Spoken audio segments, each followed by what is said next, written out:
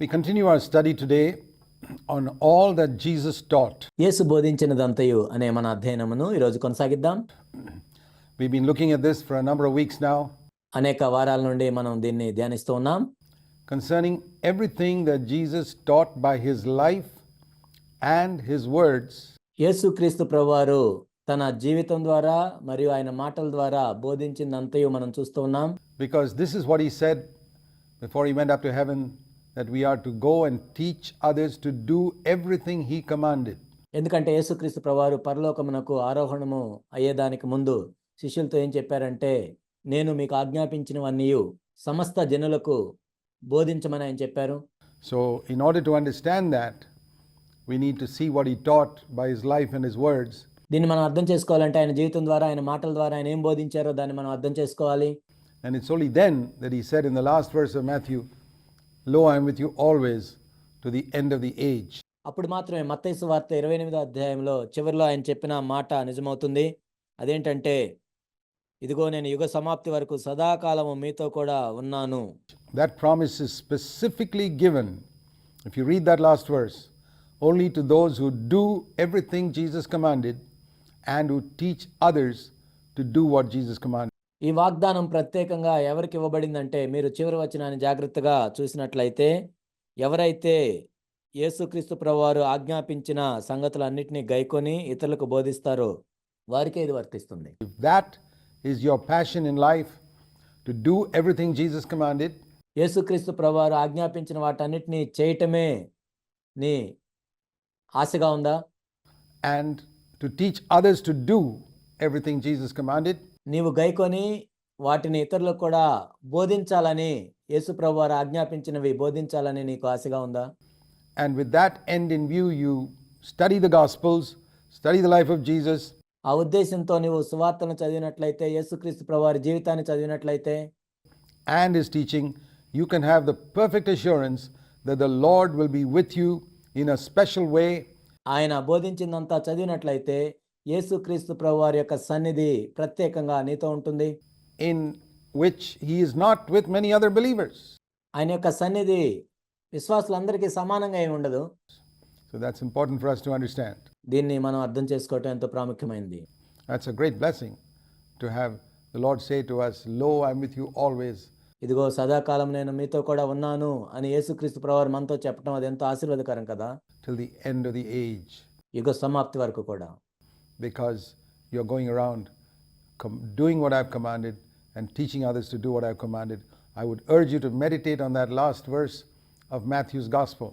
ఎందుకంటే నేను ఆజ్ఞాపించినవన్నీ మీరు గైకొంటున్నారు, వాటిని ఇతరులకు కూడా బోధిస్తున్నారు కాబట్టి నేను మిమ్మల్ని బ్రతిమిలాడుకునేది ఏంటంటే, ఆ చివరి వచనాన్ని మీరు ధ్యానించండి, మత్తయి సువార్తలోని చివరి వచనాన్ని. So on the basis of that we've been studying all that Jesus taught in these last few weeks. ఈ వచనాన్ని ఆధారం చేసుకునే యేసు బోధించిందంతయు కూడా మనం చదువుతూ ఉన్నాం కొన్ని వారాల నుంచి కూడా. So we turn today to Matthew chapter 12 verse 30. ఈరోజు మనం మత్తయి సువార్త 12వ అధ్యాయం 30వ వచనాన్ని చూద్దాం. The Pharisees had just told Jesus that he was casting out demons through telling the people that Jesus was casting out demons through the power of the prince of demons, Satan. ఇక్కడ పరిసయ్యులు ఏం చెప్తున్నారంటే, యేసుక్రీస్తు ప్రభువారు మనుషుల నుండి దయ్యములను వెళ్ళగొడుతున్నప్పుడు నీవు దయ్యములకు అధిపతి వలన, ఆ శక్తి వలన ఈ దయ్యాలను వెళ్ళగొడుతున్నావు అని పరిసయ్యులు ప్రభుతో చెప్తున్నారు. So he was going on to say there, when he said that a house divided itself cannot stand. ఆ తర్వాత యేసుక్రీస్తు ప్రభువారు ఏం చెప్పారంటే, తనకు తానే విరోధంగా వేరుపడిన ఇల్లు నిలబడదు. He taught an important principle here. ఇక్కడ ఒక ప్రాముఖ్యమైన నియమాన్ని యేసుక్రీస్తు ప్రభువారు చెప్పారు. Who is with Jesus and who is not with him? యేసుక్రీస్తు ప్రభువుతో ఉన్నవాళ్ళు ఎవరు, ఆయనతో లేని వాళ్ళు ఎవరు? In Matthew 12 verse 30, he says, he who is not with me is against me. మత్తయి సువార్త 12వ అధ్యాయం 30వ వచనము, నా పక్షమున ఉండనివాడు నాకు విరోధి. Now this appears on the surface to contradict what Jesus said in another passage to the Gospels. ఇది చూసినట్లయితే, మనం పైన చూసినట్లయితే యేసుక్రీస్తు ప్రభువారు ఇంకొక వాక్య భాగంలో చెప్పిన దానికి వ్యతిరేకంగా ఉన్నట్లు మనకు అనిపిస్తుంది. In Luke chapter 9, where he told his disciples when they were concerned about someone who was not following them. లూకాసు వార్త 9వ అధ్యాయంలో యేసుక్రీస్తు ప్రభువారు తన శిష్యులతో ఈ విధంగా చెప్పారు. తన శిష్యులు ప్రభువుతో ఈ విధంగా చెప్పినప్పుడు, మనల్ని వెంబడించని ఒకడు ఈ విధంగా చేస్తున్నాడు అని అన్నప్పుడు, And Jesus said to them something which appeared to be very different. ఇక్కడ చూసినట్లయితే అది వేరుగా ఉన్నట్లు మనకు కనపడుతుంది. In Luke chapter 9, when they met certain people who were casting out demons, లూకాసు వార్త 9వ అధ్యాయంలో దయ్యములు వెళ్ళగొట్టే ఇతరులను కూడా శిష్యులు చూశారు. but not following with them, Jesus said, don't forbid him. అయితే వాళ్ళు యేసుక్రీస్తు ప్రభుని వెంబడించట్లేదు. అయితే అప్పుడు ప్రభు ఏమన్నారంటే, వాళ్ళని ఆటంకపరచొద్దు, Don't follow him, don't forbid him. అతన్ని మీరు వెంబడించొద్దు, అలానే అతన్ని ఆటంకపరచొద్దు. Because it doesn't matter if he doesn't preach discipleship, he's casting out demons, that's fine. ఆ వ్యక్తి శిష్యత్వం గురించి చెప్పకుండా దయ్యములను వెళ్ళగొట్టినా మంచిదే. Because he who is not against us is for us. ఎందుకంటే మనకు విరోధంగా లేనివాడు మన పక్షంలో ఉన్నవాడే. In Luke chapter 9 and verse 50, do not hinder him, for he who is not against you is for you. లూకాసు వార్త 9వ అధ్యాయం 50వ వచనము, మీరు వారిని ఆటంకపరచుకుడి, మీకు విరోధి కానివాడు మీ పక్షంలో ఉన్నవాడే. Now that appears to contradict what it says here, he who is not with me is against me. ఇక్కడ మనం చూసినట్లయితే, నాతో కలిసి సమకూర్చని వాడు చెదరగొట్టువాడు అని మత్తయి 12:30లో ఉంది. ఈ వాక్య భాగాన్ని ఆ వాక్య భాగంతో పోల్చి చూసినప్పుడు ఇది వ్యతిరేకంగా ఉన్నట్లు మనకు కనిపిస్తుంది. But when you see two apparently contradictory verses in scripture, లేఖనాల్లో రెండు విరుద్ధంగా కనపడే వచనాలను మీరు చూసినప్పుడు you must remember that both are true. మీరు అర్థం చేసుకోవాల్సింది ఏంటంటే, ఆ రెండు కూడా నిజమే. In the context in which Jesus was saying it here, in Luke chapter 9 verse 50, లూకాసు వార్త 9వ అధ్యాయం 50వ వచనంలో యేసుక్రీస్తు ప్రభువారు ఇక్కడ చెప్తున్న సందర్భం ఏంటంటే, he was replying to the disciples saying, Master, we saw someone casting out demons, Luke 9:49. ఇక్కడ శిష్యులు ప్రభుతో చెప్పిన మాటకు ఆయన జవాబిస్తున్నాడు. శిష్యులు ఏం చెప్పారంటే, ఏలినవాడా, ఎవడో ఒకడు నీ పేరిట దయ్యములను వెళ్ళగొట్టగా మేము చూచితిమి.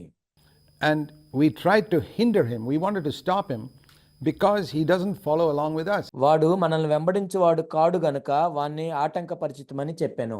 In other words, if I were to paraphrase it, his ministry seems to be casting out demons. ఇంకో మాటలో చెప్పాలంటే, అతని పరిచర్య ఏంటంటే కేవలం దయ్యములను వెళ్ళగొట్టడమే. He doesn't seem to be emphasizing discipleship. ఆ వ్యక్తి శిష్యత్వం గురించి నొక్కి చెప్పట్లేదు. So what do we do when we find someone like that today? ఈరోజు ఎవరైనా అలా ఉన్నట్లు మనకు కనపడితే మనం ఏం చేయాలి? They just go around casting out demons. వాళ్ళు వెళ్ళి దయ్యములను వెళ్ళగొడుతూ ఉన్నారు. And they're not teaching people to follow Jesus and to be disciples. యేసు ప్రభువుని వెంబడించాలని, యేసు ప్రభు యొక్క శిష్యులుగా మారాలని ప్రజలకు చెప్పట్లేదు. Well, the word of the Lord is, don't hinder him. అలాంటప్పుడు యేసుక్రీస్తు ప్రభువారు ఏం చెప్తున్నారంటే, అతన్ని ఆటంకపరచొద్దు, Because he who is not against you is for you. ఎందుకంటే మీకు విరోధి కానివాడు మీ పక్షంలో ఉన్నవాడే. In other words, he was telling the disciples, at least the guy is not against you. ఇంకో మాటలో చెప్పాలంటే, యేసుక్రీస్తు ప్రభువారు శిష్యులతో ఏం చెప్తున్నారంటే, అతడు మీకు విరోధంగా లేడు కదా. He's not speaking against you. He's doing a certain ministry, casting out demons. అతడు మీకు విరోధంగా ఏం మాట్లాడట్లేదు కదా. అతను ఏదో ఒక పరిచర్య చేస్తున్నాడు, దయ్యములను వెలగొడుతూ ఉన్నాడు. Leave him alone. అతన్ని ఆటంకపరచొద్దు.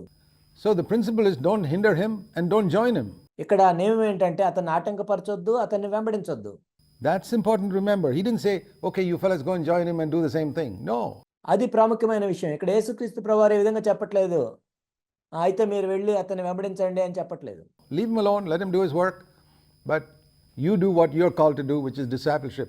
లేదు, ఆ విధంగా చెప్పట్లేదు. అతన్ని ఆటంకపరచొద్దు, అతని పని అతను చేయనివ్వండి, అయితే మీరెందుకు పిలువబడ్డారో ఆ పని మీరు చేయండి.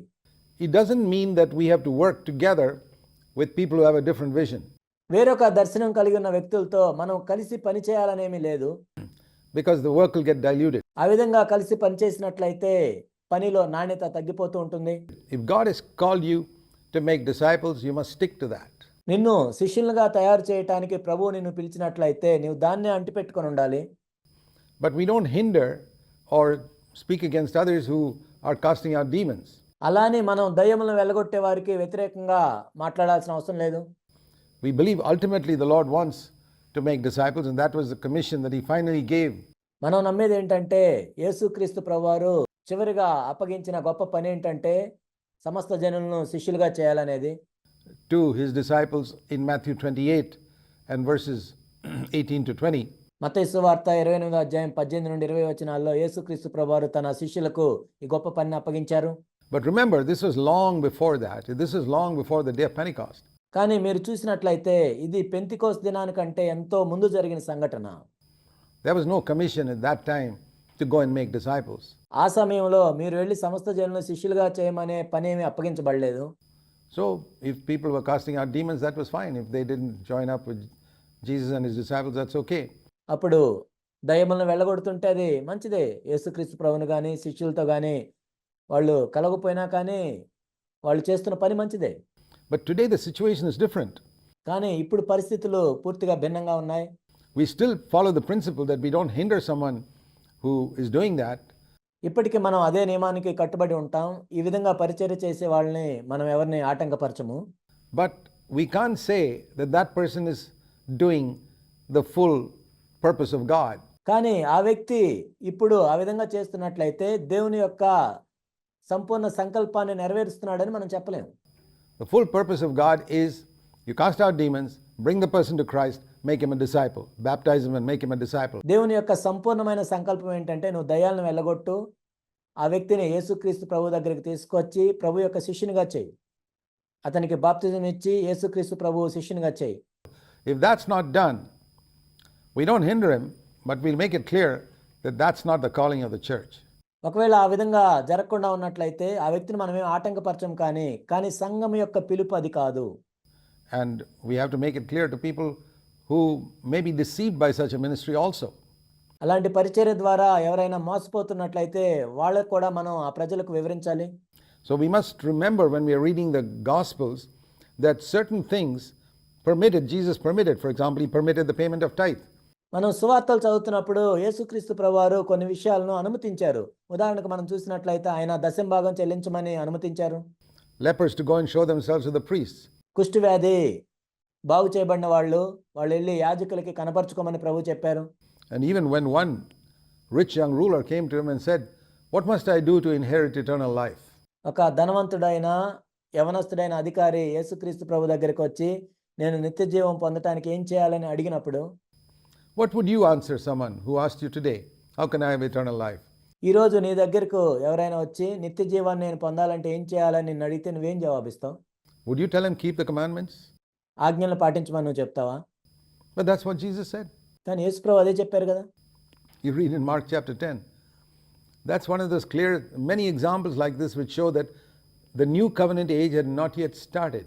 మార్కు సువార్త 10వ అధ్యాయంలో నువ్వు దాన్ని చూడొచ్చు. ఇది మనకి స్పష్టంగా ఏం తెలియజేస్తుందంటే క్రొత్త నిబంధన యుగం అనేది ఇంకా అప్పటికి ప్రారంభం అవ్వలేదు. That started only on the day of Pentecost. అది కేవలం పెంతెకోస్తు దినానే ప్రారంభించబడింది. So until then, somebody spends his time casting out demons, is not interested in discipleship, don't hinder him, let him do that. అప్పటి వరకు ఒక వ్యక్తి దయ్యాలని వెళ్ళగొడుతూ శిష్యత్వం మీద ఆసక్తి లేనప్పటికీ ఆ వ్యక్తిని మనం ఆటంకపరచకూడదు. Now we have to urge everyone to make disciples because that's a great commission. కానీ ఇప్పుడైతే ప్రతి ఒక్కరూ సమస్త జనులను శిష్యులుగా చేయాలి అనేది మనం చెప్పాలి. ఎందుకంటే అదే ప్రభువు మనకు అప్పగించిన గొప్ప పని. So in that connection, he says here in Matthew 12 verse 30, దానికి సంబంధించి మత్తయి సువార్త 12వ అధ్యాయం 30వ వచనంలో ప్రభు చెప్తున్నారు, "He who is not with me is against me, and he who does not gather with me scatters." నా పక్షమున ఉండని వాడు నాకు విరోధి, నాతో కలిసి సమకూర్చని వాడు చెదరగొట్టువాడు. So in this matter of following Jesus and building his church, if you're not wholeheartedly with him, యేసుక్రీస్తు ప్రభువారిని వెంబడించే విషయంలో, ఆయన సంఘాన్ని కట్టే విషయంలో నీవు పూర్ణ హృదయంతో ప్రభుతో లేనట్లయితే you're in a limited way against him. ఒక విధంగా చెప్పాలంటే నీవు ఆయనకు విరోధంగా ఉన్నట్లు. See, the non-Christian is obviously against the Lord. క్రైస్తవేతరులు మనం చూసినట్లయితే వాళ్ళు సంపూర్ణంగా ప్రభువుకు వ్యతిరేకంగా ఉంటారు. He's not even claiming to have anything to do with the Lord. నేను ప్రభువుకు చెందిన వాడినని ఏ విషయంలోనూ వాళ్ళు చెప్పరు కూడా. But when a Christian claims to be belonging to the Lord and claims to be doing the Lord's work, కానీ ఒక క్రైస్తవుడు నేను ప్రభువుకు చెందిన వాడిను, నేను ప్రభు యొక్క పరిచర్య చేస్తున్నాను అని చెప్తున్నప్పుడు, and he's not gathering together, he can actually be a hindrance. కానీ ఆ విధంగా చేస్తూ యేసుక్రీస్తు ప్రభుతో కూడా సమకూర్చకుండా ఉన్నట్లయితే ప్రభు యొక్క పనిని ఆటంకపరుస్తున్నట్లు. For example, like we can take the example of a building site. ఉదాహరణకి ఒక బిల్డింగ్ సైట్ని మనం చూసినట్లయితే Supposing you got 20 workers there, అక్కడ 20 మంది పని వాళ్ళు ఉన్నారు. and 10 of them are working hard and 10 of them are just sitting around doing nothing and talking and అక్కడ 20 మందిలో 10 మంది ఏమో బాగా కష్టపడి పని చేస్తున్నారు. మిగిలిన 10 మంది వాళ్ళు ఏమీ పని చేయకుండా కూర్చొని ముచ్చట్లు చెప్పుకుంటున్నారు. wasting people's time and getting in the way of other people doing the work. వాళ్ళు ప్రజల యొక్క సమయాన్ని పాడు చేస్తూ ఉన్నారు. వేరే వాళ్ళు పని చేస్తుంటే వాళ్ళని కూడా ఆటంకపరుస్తూ ఉన్నారు. Would you say they are doing nothing? అంటే వాళ్ళు ఏమీ పని చేయట్లేదని మీరు అనగలరా? They're doing no harm. They're doing a tremendous amount of harm. కానీ వాళ్ళు ఎంతో హాని చేస్తున్నారు, ఎంతో పాడు చేస్తున్నారు. They are against the building of that building because they are hindering the others who are working. ఎందుకంటే వాళ్ళు ఆ భవనాన్ని కట్టడానికి విరోధంగా ఉన్నట్లు. ఎందుకంటే వేరే వాళ్ళు పని చేస్తుంటే వాళ్ళని వీళ్ళు ఆటంకపరుస్తున్నారు. They're wasting their time talking about a lot of things. అనేక విషయాలు మాట్లాడుతూ వాళ్ళ సమయాన్ని పాడు చేస్తున్నారు. When if they had gone away from that site, those 10 people could have done a better job. ఒకవేళ ఆ 10 మంది అక్కడి నుండి వెళ్ళిపోయి ఉన్నట్లయితే మిగిలిన 10 మంది కూడా ఇంకా బాగా చేసేవాళ్ళే పని. So there's an example of he who is not with me is against me, and he who does not gather with me scatters. నా పక్షమున నుండని వాడు నాకు విరోధి, నాతో కలిసి సమకూర్చిన వాడు చెదరగొట్టువాడు అని చెప్పడానికి ఇది ఒక ఉదాహరణ. If you're gathering from the fields, the harvest, and there are a lot of people hanging around there in that fields who are not doing anything, just standing there in the way of others, ఒకవేళ ఒక పంటని మీరు ఏరుతూ ఉన్నట్లయితే చాలామంది అలా ఏరుతూ ఉన్నప్పుడు కొంతమంది ఏమీ పని చేయకుండా వాళ్ళ మార్గంలో అడ్డంగా నిలబడినట్లయితే they are hindering. They're going to stumble others and hinder them, and whatever they gather will slip out of their hand and it scatters. వాళ్ళు ఏం చేస్తున్నట్లయితే ఎవరైతే ఆ పని చేస్తున్నారో వాళ్ళని ఆటంకపరుస్తూ ఉన్నారో వాళ్ళ చేతుల్లో ఉన్నాయి కూడా పడిపోతూ ఉంటాయి. So there are examples like this which indicate that if you're not a wholehearted disciple of Jesus, just forget about being a Christian. ఈ ఉదాహరణలు మనకు ఏం సూచిస్తున్నాయంటే ఒకవేళ నువ్వు పూర్ణ హృదయుడైన శిష్యునిగా లేనట్లయితే నువ్వు క్రైస్తవుడిగా ఉండటం అనేది మర్చిపో. We must have no interest in going around gathering people whose only aim is to go to heaven. మేము పరలోకం వెళ్తే చాలు అనే వాళ్ళనే కేవలం పోగు చేసుకునే విషయంలో మాకు ఎటువంటి ఆసక్తి లేదు. I personally said that openly and to the Lord. I have no interest at all in gathering together people who want to go to heaven when they die. నేను యేసుక్రీస్తు ప్రభువుతో నేరుగా బహిరంగంగానే చెప్పాను, ప్రభువా, కేవలం వాళ్ళు చనిపోయినాక పరలోకానికి మాత్రమే వెళ్ళే వాళ్ళని పోగు చేయటంలో నాకు ఎటువంటి ఆసక్తి లేదు. Is there any human being in the world, 7 billion people, who don't want to go to heaven when they die? ఈ లోకంలో ఉన్న 700 కోట్ల మందిలో వాళ్ళు చనిపోయినాక నేను పరలోకానికి వెళ్ళను అనే ఆసక్తి లేని వాళ్ళు ఎవరైనా ఉంటారా? Every single person wants to go to heaven. ప్రతి వ్యక్తి కూడా పరలోకమే వెళ్ళాలనుకుంటాడు. Nobody wants to go to hell. ఎవరు కూడా నరకానికి వెళ్ళాలనుకోరు. And if that is the only reason for which people are coming, and I'm not interested, because Jesus said, go and make disciples. ఒకవేళ కేవలం అదే కారణంతో ప్రభు దగ్గరికి మనుషులు వస్తున్నట్లయితే నాకు ఎటువంటి ఆసక్తి లేదు. యేసుక్రీస్తు ప్రభువారు ఏం చెప్పారంటే మీరు వెళ్ళి సమస్త జనులను శిష్యులుగా చేయమని చెప్పారు. So therefore, we're not really interested in people who just come around because say, I want to go to heaven when I die. కాబట్టి నేను చనిపోయినా పరలోకానికి వెళ్ళాలి అని కేవలం అలాంటి వ్యక్తుల మీద నాకు ఎటువంటి ఆసక్తి లేదు. And that's not the gospel we preach. But unfortunately, that is the gospel being preached by a lot of people today. మేము బోధించే సువార్త కూడా అది కాదు. కానీ దురదృష్టవశాత్తు ఈనాడు అనేక మంది బోధించే సువార్త ఇదే. Whereas the Great Commission is go and make disciples and teach them to do every single thing that I have commanded. కానీ ప్రభు అప్పగించిన గొప్ప పని ఏంటంటే నేను ఏ ఏ సంగతులు మీకు ఆజ్ఞాపించినో వాటన్నింటినీ మీరు గైకొని సమస్త జనులను నా శిష్యులుగా చేసి వారికి వీటిని బోధించాలి. And I want to tell you, there are very few people who are doing that. నేను మీతో చెప్తున్నాను, అలా చేసేవాళ్ళు చాలా కొద్ది మంది మాత్రమే ఉన్నారు. But those are the people who are really doing God's work. కానీ వాళ్ళే దేవుని యొక్క నిజమైన పని చేస్తున్న వాళ్ళు. You may not realize it today. Their work is small. Obviously, it's small because they're concentrating on quality and not on quantity. బహుశా వాళ్ళని మీరు ఇప్పుడు గుర్తించలేకపోవచ్చు, నిజంగానే గుర్తించలేరు. ఎందుకంటే వాళ్ళు చేసే పరిచర్య చాలా తక్కువగా కనపడుతుంది. నిజంగా తక్కువగానే ఉంటుంది. ఎందుకంటే వాళ్ళు సంఖ్యాబలం గురించి కాదు, కానీ నాణ్యత గురించి పనిచేస్తారు కాబట్టి. In the world, they emphasize quantity. ఈ లోకంలో చూసినట్లయితే వాళ్ళకి సంఖ్య కావాలి. Every company examines its progress by what does the balance sheets show? How much is the profit? ప్రతి కంపెనీ కూడా బ్యాలెన్స్ షీట్లో ఎంత లాభం వచ్చిందని చూసుకుంటారు. And when a Christian church goes that way, it's gone the way of the world. ఒక క్రైస్తవ సంఘం కూడా ఆ విధంగా వెళ్తూ ఉన్నట్లయితే అది లోక మార్గంలో వెళ్తున్నట్లే. Jesus made disciples. యేసుక్రీస్తు ప్రభువారు శిష్యులను తయారు చేశారు. It's not quantity but quality he looked for. Whenever he saw huge numbers, he turned around and said to them some of the hardest words.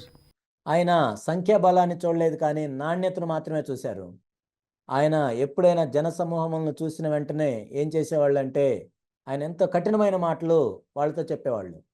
That he ever said, Luke 14, 25 and 26, when his great multitudes followed him. లూకా 14, 25, 26లో మనం చూసినట్లయితే బహు జన సమూహములు ఆయన వెంబడిస్తూ ఉన్నారు. And he turned around and said, you can't follow me if you don't hate your father, mother, brother, sister, wife and children. ఆయన వాళ్ళ వైపు చూసి నీ తల్లిదండ్రులను, అక్క చెల్లెలను, అన్నదమ్ములను మీ ప్రాణంతో సహా మీరు ద్వేషించకుండా ఉన్నట్లయితే నన్ను వెంబడించలేరని ప్రభు చెప్పారు. Is that the type of sermon any preacher would preach to a great multitude following him? ఏదైనా ఒక బోధకుడిని గొప్ప జన సమూహములు వెంబడిస్తూ ఉంటే అలాంటి వర్తమానాన్ని చెప్తారా? No. చెప్పరు. Because Jesus was not interested in quantity. He was interested in quality. ఎందుకంటే యేసుక్రీస్తు ప్రభువారు సంఖ్యను చూడలేదు కానీ నాణ్యతను మాత్రమే చూశారు. I've heard a little story of a mother rabbit talking to a lioness. నేను ఒక చిన్న కథ విన్నాను. ఒక కుందేలు ఈ విధంగా మాట్లాడుతూ ఉంది ఒక సింహంతో. And saying, I had 20 little rabbits last year. You know, rabbits multiply very fast. పోయిన సంవత్సరం నేను 20 కుందేళ్లను కన్నాను అని చెప్పింది. ఎందుకంటే మీకు తెలుసు కుందేళ్ళు ఎక్కువగా అభివృద్ధి చెందుతూ ఉంటాయి. How many did you have? And the lioness said, I had only one last year, but that was a lion. మరి నీకెంతమంది పిల్లలు ఉన్నారని సింహాన్ని అడిగితే నాకు ఒకరే ఉన్నారని చెప్పింది. కానీ నేను కలిగిన సింహం అని చెప్పింది. You see, that's the difference. అదే వ్యత్యాసం ఇక్కడ. Are we gathering a whole lot of rabbits or having some lions? మనము అనేకమైన కుందేళ్లను పోగు చేసుకుంటున్నామా లేక సింహాలను కలిగి ఉంటున్నామా? Are we having disciples or a great crowd of people who are sitting in our church whose only aim is to go to heaven when they die? మనము శిష్యులను కలిగి ఉన్నామా లేక మన సంఘంలో అనేక మంది కేవలం వాళ్ళు చనిపోయినాక పరలోకం మాత్రమే వెళ్ళటానికి ఆసక్తి కలిగిన వాళ్ళని పోగు చేసుకుంటున్నామా? And they want preachers who will tell them how to go to heaven when they die. And I want to say this also, most of them are not going to go to heaven when they die because their preachers have deceived them. ఇప్పుడు అనేక మంది బోధకులు ఏం చెప్తున్నారంటే మీరు చనిపోయినాక పరలోకం వెళ్తారు అని అనేక మందికి చెప్తూ ఉన్నారు. కానీ నేను చెప్పేది ఏంటంటే అందులో చాలామంది పరలోకానికి వెళ్ళరు. ఎందుకంటే వాళ్ళ బోధకులు వాళ్ళని మోసం చేస్తున్నారు. Just believe in Jesus. Even the devils believe. That type of thing is not going to take anyone into God's kingdom. కేవలం యేసునందు విశ్వాసం ఉంచండి అని వాళ్ళు చెప్తూ ఉంటారు. దయ్యాలు కూడా అలా విశ్వాసం ఉంచుతాయి కదా. కేవలం అలా చెప్పడం ద్వారా ఎవరు కూడా పరలోక రాజ్యంలోనికి వెళ్ళరు. The safest thing is to be a disciple and to make disciples. Then you're sure of where you're going. ఇక్కడ సురక్షితమైన స్థానం ఏంటంటే నువ్వు శిష్యునిగా ఉండటం, ఇతరులను శిష్యులుగా చేయటం. అప్పుడు నువ్వు ఎక్కడికి వెళ్తున్నావో నీకు తెలుస్తుంది. So he who does not gather with me scatters. నాతో కలిసి సమకూర్చుని వాడు చెదరగొట్టువాడు. He hinders God's work if he's not gathering wholehearted disciples. పూర్ణ హృదయుడైన శిష్యునిగా ఒక వ్యక్తి సమకూర్చున్నట్లయితే దేవుని యొక్క పనిని ఆటంకపరుస్తాడు. 31. Any sin can be forgiven, but blasphemy against the Holy Spirit will not be forgiven. 31వ వచనంలో మనం చూసినట్లయితే మనుషులు చేయు ప్రతి పాపమును దోషణయు వారి క్షమింపబడును గాని ఆత్మ విషయమైన దోషణకు పాప క్షమాపణ లేదు. So there is only one sin that Jesus said will never be forgiven. And what is it? యేసుక్రీస్తు ప్రభువారు చెప్పింది ఏంటంటే ఒక్క పాపానికి పాప క్షమాపణ ఉండదు. ఏంటది? From the context, what we see here is an attitude towards the Holy Spirit. You know the Holy Spirit is working here and you stand against it. ఇక్కడ మనం చూస్తున్న సందర్భాన్ని బట్టి చూసినట్లయితే పరిశుద్ధాత్ముడు పనిచేస్తున్నాడని తెలిసి కూడా నీ యొక్క వైఖరి, పరిశుద్ధాత్ముడు పనిచేస్తున్నాడని తెలిసి కూడా నువ్వు వ్యతిరేకంగా నిలబడటం. The Holy Spirit is trying to say something to you and you resist it. You resist it. పరిశుద్ధాత్ముడు నీలో పనిచేయడానికి ప్రయత్నిస్తూ ఉన్నాడు, నువ్వేమో ఎదిరిస్తూ ఉన్నావు. You know, there are two types of sins. Sins of action and sins of attitude. రెండు రకాల పాపాలు ఉంటాయి. కార్యములు చేయటం ద్వారా కలిగే పాపము, వైఖరి ద్వారా కలిగే పాపము. For example, telling a lie. That's a sin of action. ఉదాహరణకు మనం చూసినట్లయితే అబద్ధం చెప్పటం అనేది అది పాప కార్యము. or slapping somebody. That's a sin of action. లేక వేరే వాళ్ళని కొట్టటం అదొక పాప కార్యం. Adultery is sin of action. వ్యభిచారం అదొక పాప కార్యం. But there are other sins which are sins of attitude, కానీ ఇతర పాపాలు ఉంటాయి, అవి వైఖరికి సంబంధించినవి. like hatred, bitterness, jealousy, an unforgiving spirit, ద్వేషించటం, క్షమించలేకపోవటం, అసూయ కలిగి ఉండటం, క్షమించలేని ఆత్మ, pride, selfishness. These are sins of attitude. గర్వము, స్వార్థము, ఇవన్నీ కూడా వైఖరికి సంబంధించిన పాపములు. Now, is the blasphemy against the Holy Spirit a sin of an action, a single action, or a sin of an attitude?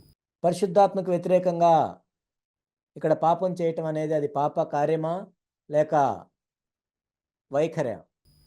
I believe it's a sin of an attitude because that's what these Pharisees were demonstrating here. నేను అనుకునేది ఏంటంటే ఇది వైఖరికి సంబంధించిన పాపము. పరిసయ్యులు ఆ విధంగానే వ్యక్తం చేస్తున్నారు ఇక్కడ.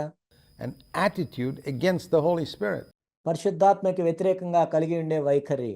And it need not be just in the way they spoke to Jesus. వాళ్ళు యేసుక్రీస్తు ప్రభువారితో మాట్లాడిన మాటలను బట్టే కాదు.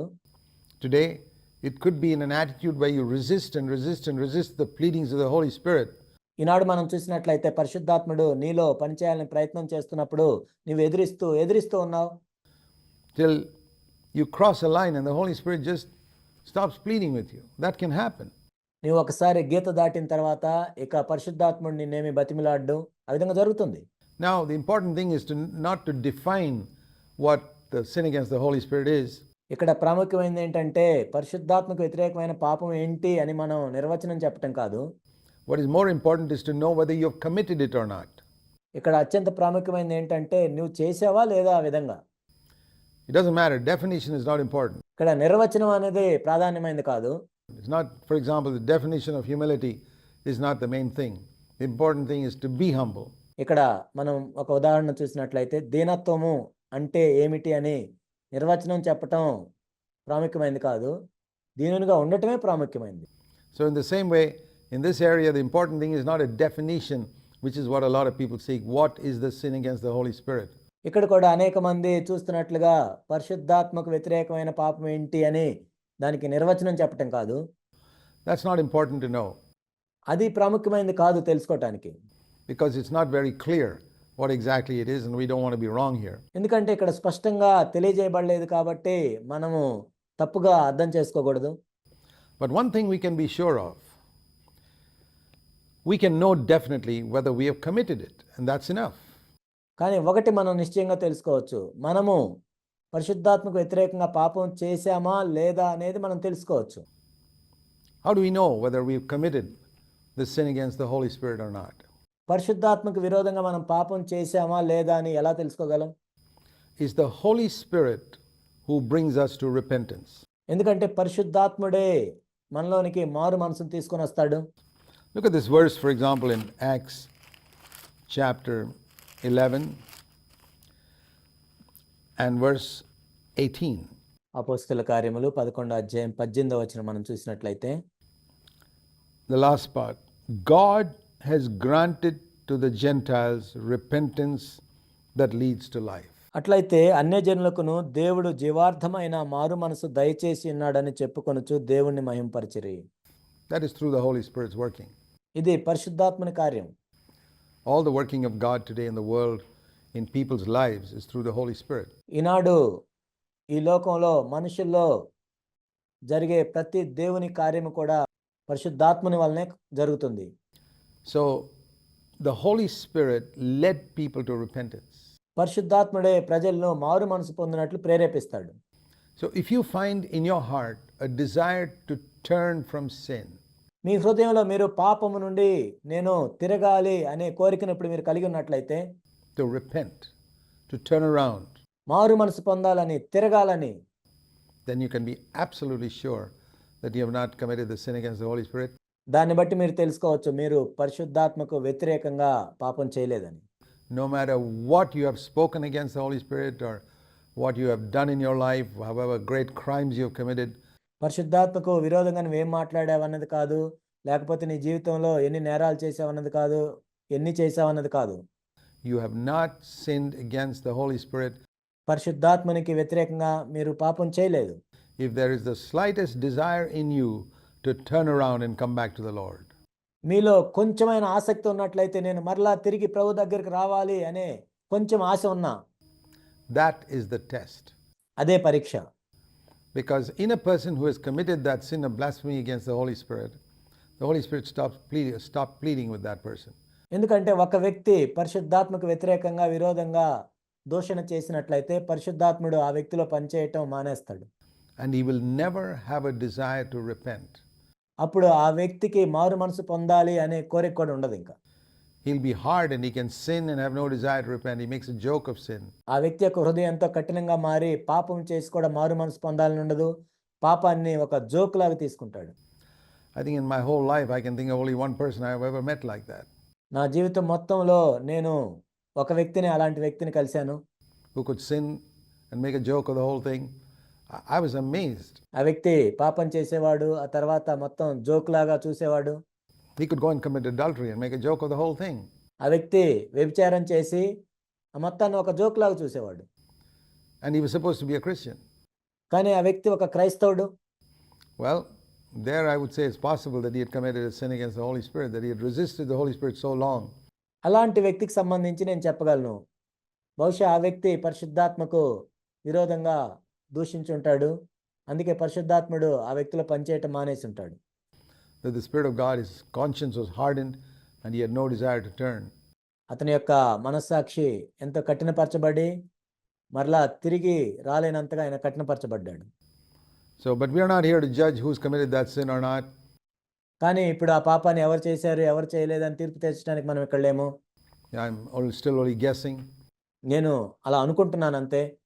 But we can definitely know about yourself. You may not be able to know about another person, కానీ నీ విషయం నీకు తెలుస్తుంది, వేరే వాళ్ళ విషయం నీకు తెలియకపోవచ్చు. but you can definitely know about yourself whether you've committed that sin or not. ఇలాంటి పాపం నువ్వు చేసావా లేదా అన్న సంగతి నీకు తెలుస్తుంది. I say this so that you don't let the devil bring you under unnecessary condemnation, making you feel, oh, I've committed that sin, now there's no hope for me. నేను ఈ విషయం ఎందుకు చెప్తున్నానంటే, సైతాను మీలో అనవసరంగా మిమ్మల్ని శిక్షా విధిలోనికి తెచ్చి నేను ఈ పాపం చేశానేమో అని మిమ్మల్ని నిరాశపరచకుండా నేను చెప్తున్నాను. I've had a number of people in my life ask me, do you think I've sinned against the Holy Spirit? ఎందుకంటే నన్ను చాలా మంది అడిగారు, నేను పరిశుద్ధాత్మకి విరోధంగా ఈ పాపం చేశానా అని నన్ను అడిగారు. I asked them one simple question. నేను ఒక సామాన్యమైన ప్రశ్న వాళ్ళని అడుగుతాను. Do you have a desire to turn from sin and trust in Jesus now? నీ పాపము నుండి తిరిగి యేసు యందు విశ్వాసం ఉంచాలని నువ్వు అనుకుంటున్నావా ఇప్పుడు? They say yes. వాళ్ళు అవునని చెప్తారు. Well, I can assure you that you have not sinned against the Holy Spirit. నేను నిశ్చయంగా చెప్పగలను, నీవు పరిశుద్ధాత్మకు వ్యతిరేకంగా పాపం చేయలేదు అని. We go on to the next verse. Whoever shall speak a word against the Son of Man, it shall be forgiven him. But whoever speaks against the Holy Spirit shall not be forgiven. తర్వాత వచనాన్ని మనం చూసినట్లయితే, మనుష్య కుమారునికి విరోధంగా మాట్లాడువానికి పాపక్షమాపణ కలదు గాని పరిశుద్ధాత్మకు విరోధంగా మాట్లాడువానికి పాపక్షమాపణ లేదు. This age or in age to come. ఈ యుగమందైను రాబో యుగమందైను పాపక్షమాపణ లేదు. Again, I think that speaking against the Holy Spirit is a deliberate, knowing, standing against the work of the Holy Spirit. ఇక్కడ మరలా నేను చెప్పేది ఏంటంటే, పరిశుద్ధాత్మకు విరోధంగా ఉన్నటువంటి ఏంటంటే, పరిశుద్ధాత్ముడు పనిచేస్తున్నాడు అని తెలిసి కూడా నువ్వు కావాలని ఎదిరించి పరిశుద్ధాత్మకు వ్యతిరేకంగా ఉండటం. Sometimes there are these fake preachers who do all types of crazy things like pushing people down with their hand and saying this is the work of the Holy Spirit. కొన్నిసార్లు ఏం చేస్తారంటే తప్పుడు బోధకులు, నకిలీ బోధకులు ఏం చేస్తారంటే జనాలను కిందకి నెట్టివేసి మరలా ఏదో లేపి పరిశుద్ధాత్ముడు పనిచేస్తున్నాడు అని చెప్తూ ఉంటారు. And they say, don't you dare speak against the Holy Spirit. అలాంటి వాళ్ళు ఏమంటారంటే పరిశుద్ధాత్మకు విరోధంగా మీరు మాట్లాడకూడదు అని చెప్తూ ఉంటారు. Because you'll never be forgiven. అలా మీరు మాట్లాడినట్లయితే మీకు పాపక్షమాపణ కలగదు అని చెప్తూ ఉంటారు. It's a verse which many preachers use to scare people. ఈ వచనాన్ని ఉపయోగించుకొని అనేక మంది బోధకులు ప్రజలను భయపెడుతూ ఉంటారు. And so people get scared and say, okay, I will not speak against it. ప్రజలు భయపడి ఏం చేస్తారంటే ఈ వచనానికి భయపడి ఇంక నేను దానికి విరోధంగా మాట్లాడకూడదని అనుకుంటారు. I've spoken against that type of garbage all my life. ఇలాంటి చెత్త విషయానికి సంబంధించి నా జీవితం అంతా నేను మాట్లాడుతూనే ఉన్నాను. And when people try to scare me with this verse, I say, do you know there's another verse in 1 John 4:1? నాకు ఈ వచనం చూపించి నన్ను కూడా భయపెట్టడానికి ప్రయత్నించినప్పుడు నేను చెప్పేది ఏంటంటే మొదటి యోహాను 4:1లో ఇంకొక వచనం ఉంది, మీకు తెలుసా? You know, the devil also quoted a verse to Jesus saying, "It is written." సైతాను కూడా యేసుక్రీస్తు ప్రభువారికి ఈ విధంగా రాయబడి ఉందని ఒక వచనాన్ని చూపించాడు. And Jesus replied saying, "It is also written." ఆ తర్వాత యేసుక్రీస్తు ప్రభువారు సైతానుతో ఈ విధంగా చెప్పాడు, ఇలా కూడా రాయబడి ఉందని. So when people speak to me and say, "Don't speak against these things because it is written," if you speak against the Holy Spirit, you won't be forgiven. కాబట్టి నా దగ్గరికి వచ్చి నువ్వు ఈ విధంగా మాట్లాడకూడదు, పరిశుద్ధాత్మకు విరోధంగా మాట్లాడితే ఈ విధంగా జరుగుతుందని నాకు చెప్పినప్పుడు I say to them, "It is also written in 1 John 4:1." నేను వాళ్ళతో ఏం చెప్పానంటే, మొదటి యోహాను 4:1లో ఈ విధంగా కూడా రాయబడి ఉంది, "Beloved, don't believe every spirit, but test the spirits to see whether they are from God." And that's what I'm doing. ప్రియులారా, ప్రతి ఆత్మను నమ్మక, ఆయా ఆత్మలు దేవుని సంబంధమైనవో కావో పరీక్షించుడి. నేను అదే చేస్తున్నాను. I want to test every action. Is that from the Holy Spirit? నేను ప్రతి కార్యాన్ని చూస్తున్నాను, ఇది పరిశుద్ధాత్మ దగ్గర నుంచి వచ్చిందా? And for me, there's a fourfold test to see whether something is from the Holy Spirit.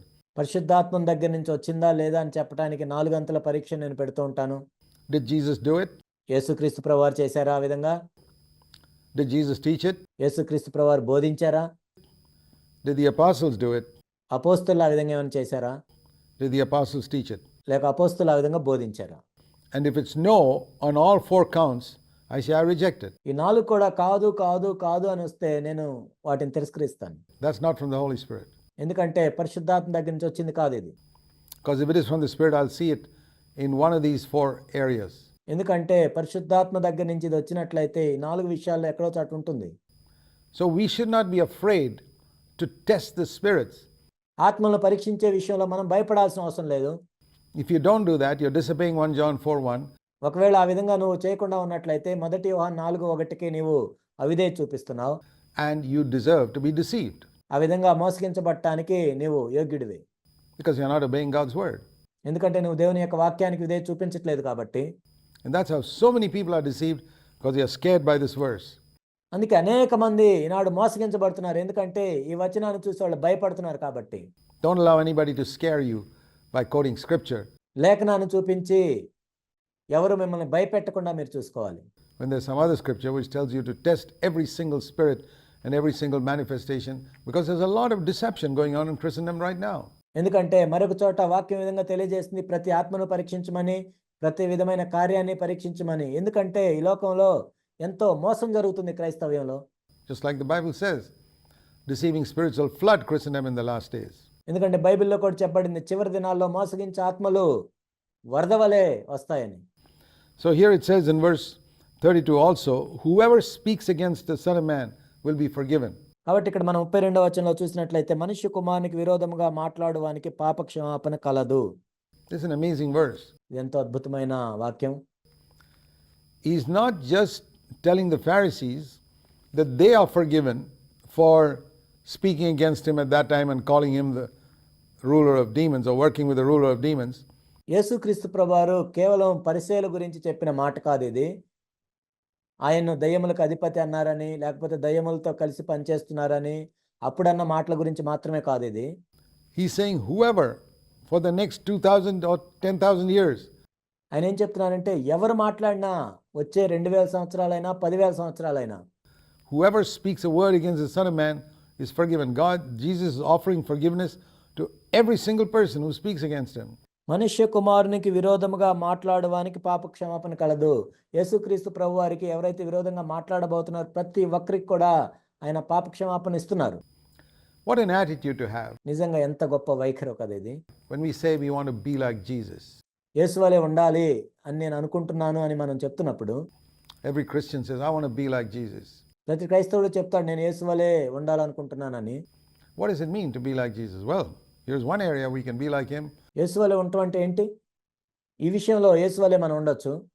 That we decide right at the outset, whoever ever speaks or harms me, speaks against me or harms me in any way, right now I say, he's forgiven.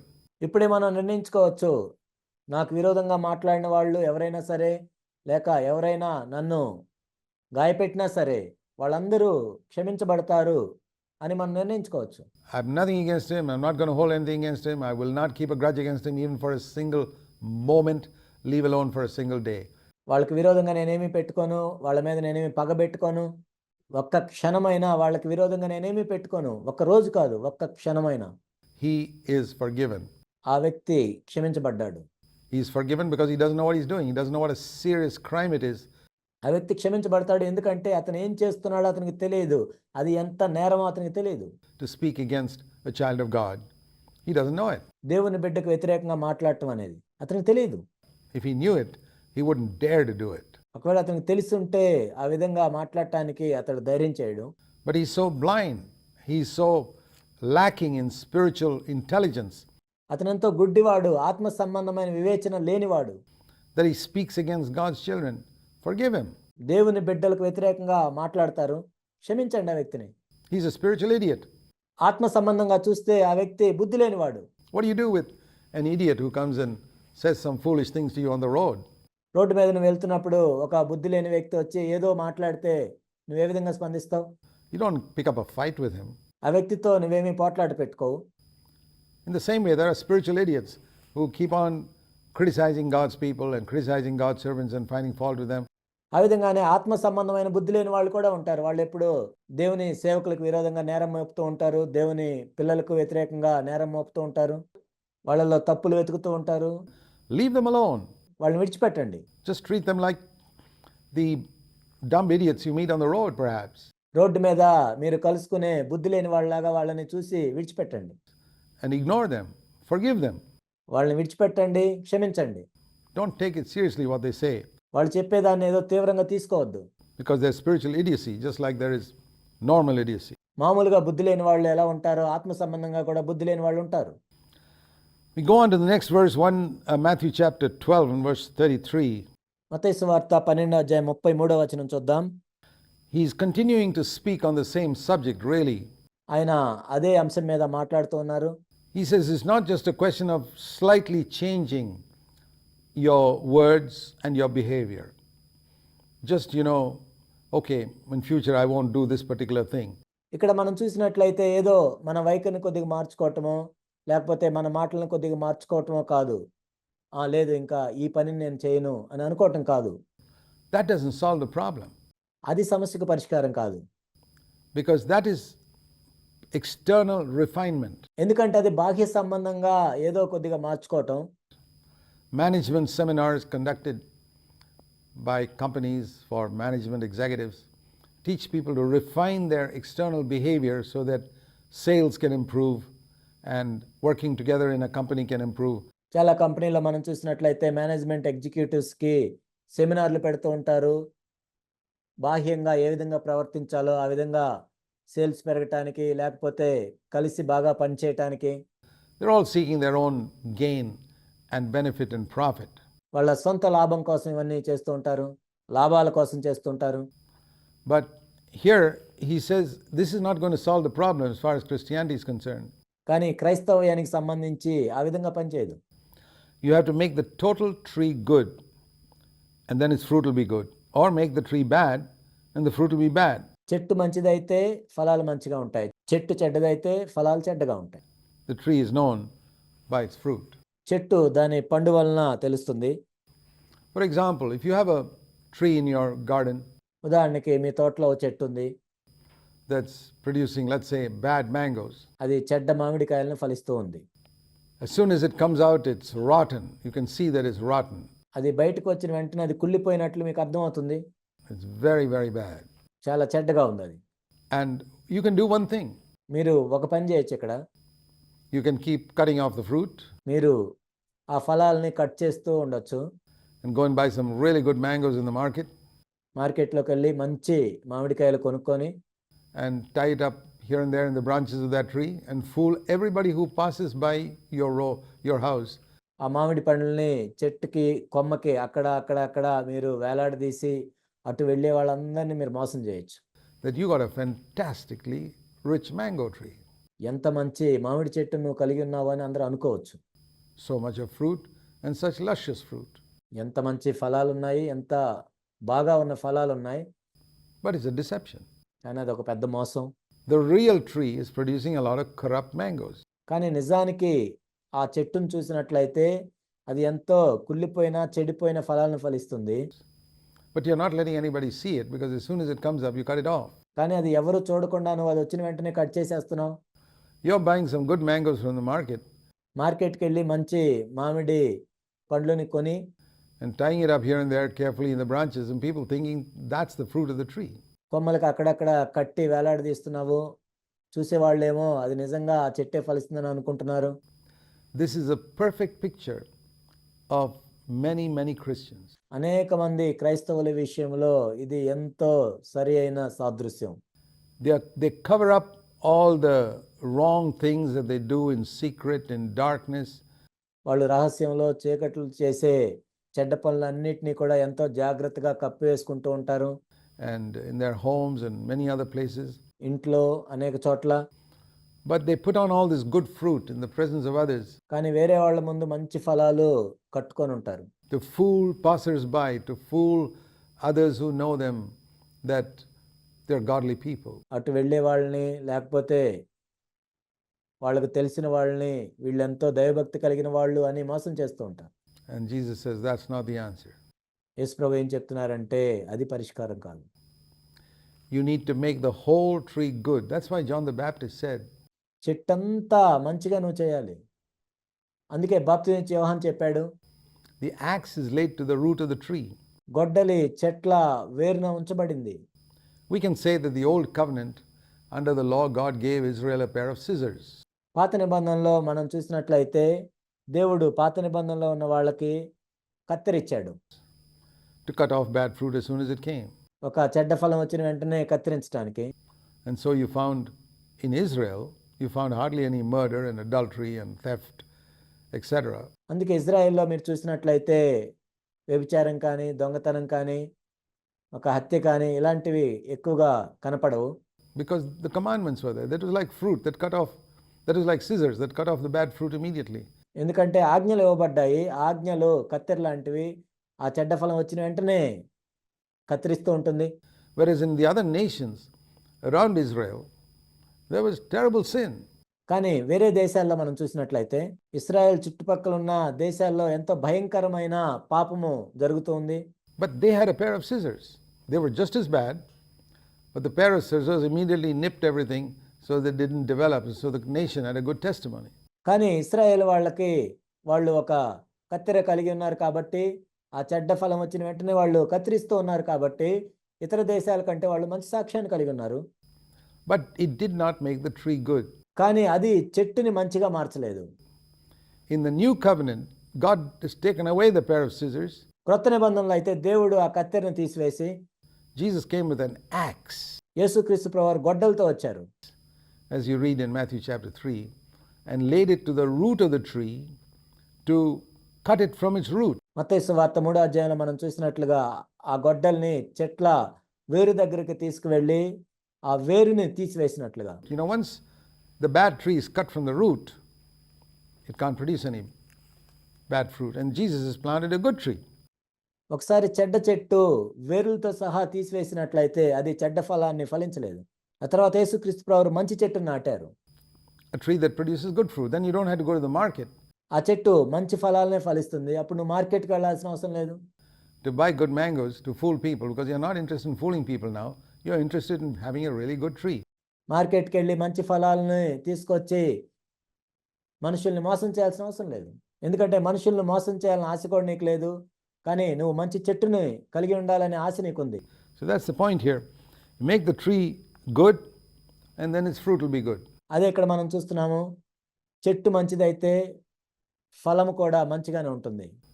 But if the tree is bad, you know, the fruit will be bad, and the tree is known by its fruit. చెట్టు చెడ్డదైతే ఫలం కూడా చెడ్డగా ఉంటుంది. ఒక చెట్టు దాని పండు వలన తెలియబడుతుంది. We cannot examine a person's inner life or his heart. God alone knows the heart. ఒక వ్యక్తి యొక్క అంతరంగ జీవితాన్ని మనం తెలుసుకోలేము. తన హృదయాన్ని మనం తెలుసుకోలేము. దేవునికి మాత్రమే తెలుస్తుంది. Man looks on the outward appearance, but God looks at the heart. మనుషుడు పైవేషాన్ని చూస్తాడు కానీ దేవుడు హృదయాన్ని చూసేవాడు. We can't see. The heart means the roots of a tree. ఇక్కడ హృదయము అంటే ఒక చెట్టు యొక్క వేర్లు. We don't know anything about the roots of a tree. Whenever you see a tree, you don't see its roots. ఒక చెట్టుని మనం చూసినట్లయితే దాని వేర్లు మనం చూడలేము. But we look at the fruit. కానీ మనం ఫలాన్ని చూస్తాం. And by the fruit, you can gauge what the tree is like. ఆ ఫలాన్ని బట్టి ఆ చెట్టు ఎలాంటిదో నీకు అర్థమవుతుంది. So, in a sense, you don't have to look inside a person's heart. ఒక విధంగా చెప్పాలంటే ఒక మనుషుని యొక్క హృదయంలోనికి నువ్వు చూడాల్సిన అవసరం లేదు.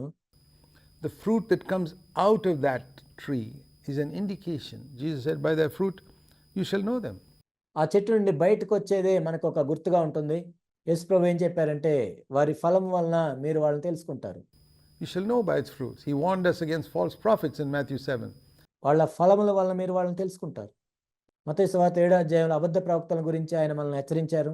By saying, look at the fruit in their life. వారి జీవితంలోని ఫలాన్ని చూడండి. So remember this, the main thing we should look for in one another is not gift. కాబట్టి మీరు జ్ఞాపకం ఉంచుకోండి, ఒకరిలో ఒకరు మనం చూసేది ఏంటంటే తలాంతుల గురించి కాదు, but fruit. ఫలాన్ని. By fruit we know whether a person is godly or not. ఫలాన్ని బట్టి మనము చెప్పవచ్చు ఒక వ్యక్తి దైవభక్తి కలిగి ఉన్నాడా లేదా. We'll continue our study in our next episode. వచ్చే ఎపిసోడ్లో మన అధ్యయనమును కొనసాగిద్దాం.